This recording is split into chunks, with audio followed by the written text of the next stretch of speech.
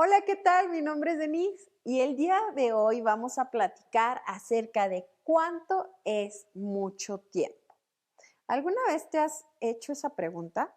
Por ejemplo, cuando un vaso de agua se cae de la mesa, ¿tardará mucho o poquito tiempo?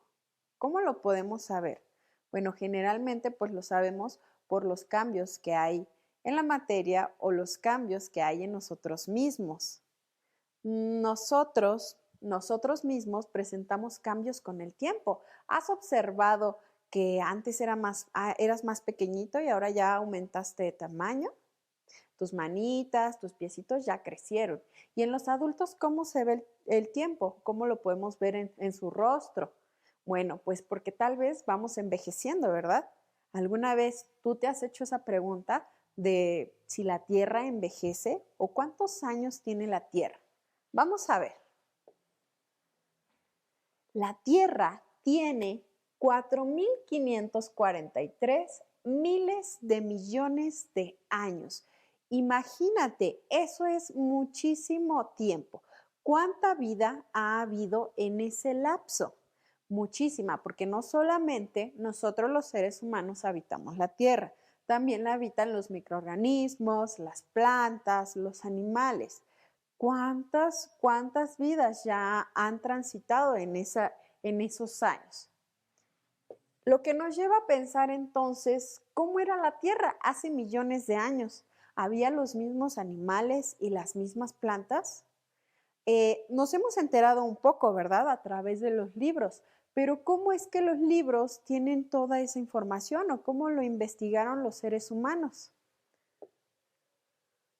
Bueno, pues es que hay diversos procedimientos que nos permiten conocer acerca de la vida de nuestros antepasados y de la vida en general anterior. Veamos, por ejemplo, la estratificación, que es el proceso mediante el cual se forman las distintas capas de la Tierra. Esto ha dado lugar a que se creen los fósiles. ¿Conocen los fósiles? Bueno, te recuerdo que los fósiles pues son los restos de la vida anterior. Pero déjame enseñarte un poco más. Tenemos el coprolito, que es el excremento fosilizado. Así es como lo escuchaste. Anteriormente se creía que solamente los restos sólidos se podían fosilizar, como los huesos, pero después nos dimos cuenta que también cuerpos blandos como el excremento se podía fosilizar, como el que ves aquí. Y esto fue muy importante porque de esta forma, pues las personas que estudiaban la vida pasada se daban cuenta, por ejemplo, cuál era la dieta de los dinosaurios. Y así pudieron saber, bueno, que algunos eran herbívoros, otros eran carnívoros, ¿verdad? Tenemos también que Charles Darwin más adelante se interesó mucho, bueno, no, de hecho esto fue anterior. Charles Darwin se interesó mucho en la evolución. Él, al proceso que producía nuevas especies, lo llamó evolución a través de la selección natural. ¿Por qué? Bueno, porque ya dijimos que anteriormente no había los mismos animales y las mismas plantas que hay en la actualidad. ¿Pero a qué se debía esto? Bueno, pues resulta que eso lo supimos hasta que Charles Darwin hizo esta investigación. Todo se dio en una isla en el que él empezó a investigar con una ave que se llama pinzón. Se dio cuenta de que a pesar de que los pinzones supuestamente eran la misma ave, eran diferentes, tenían algunas características diferentes. Y él observó en su pico, las formas de su pico eran diferentes. Por ejemplo, había un pinzón que era vampiro, así es, era vampiro.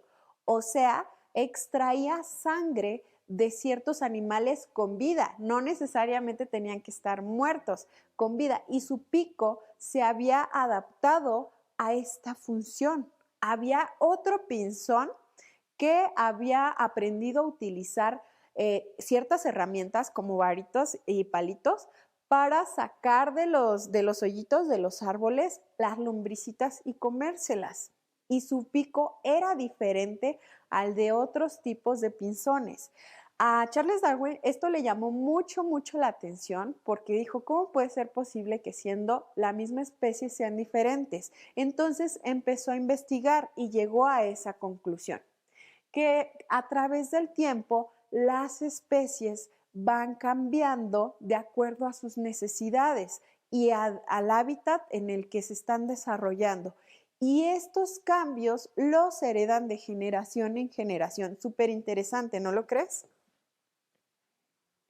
Entonces, bueno, esto lo llevó a escribir su libro titulado El origen de las especies, que establece que los seres vivos cambian de manera lenta y constante y estos pequeños cambios se heredan de generación en generación. Así es, no se trata solamente de que tal vez algún animal tenga alguna necesidad especial el día de hoy y ya se transforme, sino que estas evoluciones llevan millones de años. Si nosotros comparamos un animal que vivió hace miles de años con un animal que tenemos en la actualidad, bueno, pues sí se va a ver mucho la diferencia. Pero si nosotros comparamos especies que vivieron con una diferencia de unos cuantos años, pues tal vez no se note mucho. Sin embargo, sí está ocurriendo la evolución. La evolución es propia de los seres vivos. También nosotros hemos sido parte de esta evolución. Y bueno, eso nos lleva a la siguiente pregunta, porque tú sabes que de los primeros seres vivos que hubo, no los primeros precisamente, pero sí de los primeros, tenemos a los dinosaurios. Pero ¿por qué ya no hay dinosaurios en la Tierra? Bueno, esto se debe a su extinción. ¿Qué significa que un animal esté extinto? Significa que ya murió el último ejemplar y no va a haber más. Ha muerto esa especie en la Tierra. Este término también es importante porque incluso en la actualidad hay animales en peligro de extinción. Esto quiere decir que quedan muy pocos ejemplares de cierta especie y que debemos de protegerlos, de cuidarlos para que no muera esa especie del planeta Tierra. Bueno, regresando al tema de los dinosaurios, te cuento que los dinosaurios se extinguieron hace 65 millones de años, muchísimos años. Y fíjate qué interesante, porque nosotros sabemos de ellos, sabemos incluso ya hasta la clasificación de ellos, el tipo de dinosaurios que había. Incluso hay hasta imágenes bastante acercadas a cómo ellos eran debido a las investigaciones que ha habido a los fósiles y a la investigación de todos los residuos que ellos dejaron. La causa, pues, fue un asteroide que se estrelló en la Tierra, específicamente en la península de Yucatán.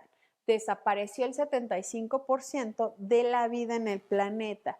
Y aquí algo interesante, bueno, pues es que ese asteroide cayó en tierra firme, lo cual provocó un incendio masivo, provocó tsunamis, provocó bastante catástrofe directamente, pero no solamente mató ciertos seres vivos en el momento, sino con el tiempo, debido a la fumarola que quedó, se dio un apagón. Es decir, ya no hubo sol o no hubo luz de día por un buen tiempo, lo cual hizo que las pocas plantas que quedaban murieran.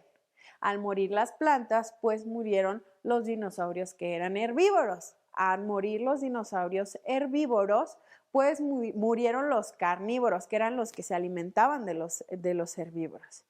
Y así fue como fuimos perdiendo pues esta fauna de hace millones de años. Se extinguieron no solamente en el momento que sucedió ese choque, sino tiempo después fueron cayendo hasta que quedamos sin dinosaurios. Solamente muy pocas especies fueron las que sobrevivieron y las que sobreviven hasta la actualidad, como las tortugas.